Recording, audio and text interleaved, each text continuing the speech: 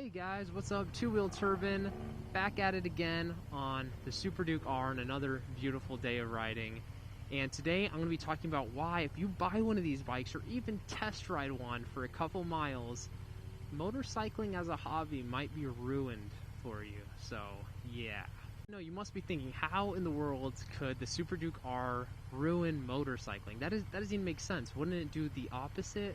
Well, I can kind of see your argument, but in reality, when you hop on one of these bikes and experience it, every other bike you've ridden in the past kind of just disappears, kind of vanishes from your memory, and this is the one that you're going to be thinking about. I've been riding a lot of bikes. I've been riding since I was 4 years old.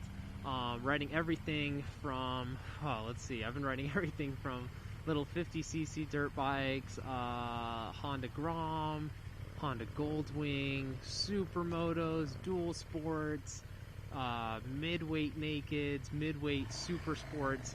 I've ridden pretty much everything. The only category that I probably haven't ridden is adventure. I've even ridden Harley Davidson street glides. So I have a decent experience and background with a lot of different bikes and experiencing them.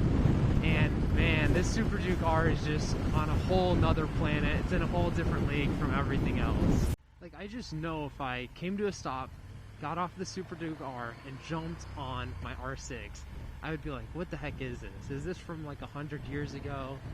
Why is everything so rudimentary and just not as precise? And just, this bike is so on point and it does everything you want it to do whenever you want it to do. It handles literally, I swear it handles like my CBR 250. I could be crazy, but I swear it does. I don't see how the 250 could be any more nimble than this. This thing is ridiculously nimble. And at the same time, ridiculously fast in a straight line with insane amounts of torque. So, it's hard to admit that this bike could ruin motorcycling, but it does in some ways. You know, at the end of the day, I'm still going to appreciate all kinds of bikes and enjoy riding even the most basic Honda Grom or carbureted DRZ 400 or some carbureted old Honda Rebel or something like that. They're still a ton of fun and you have to appreciate them. But when you get to this very top level, it completely changes your perspective of what's capable of bikes. Like, I mean, look at that. You can just do lane changes instantly, get to speed instantaneously. Oh man, it's addicting. So my advice for you guys out there, maybe you're younger, or maybe you haven't come to a bike like this yet, is don't rush it.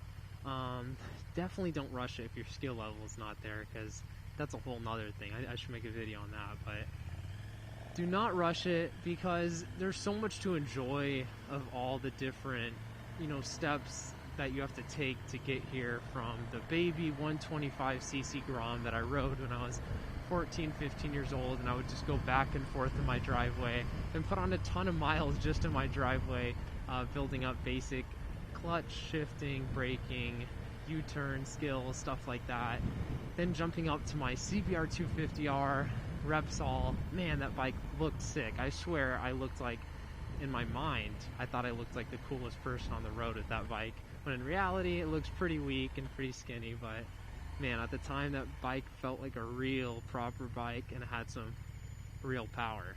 It's funny how perspective changes. Then I went to the WR250, so not a huge jump. Then to the R6, pretty significant jump.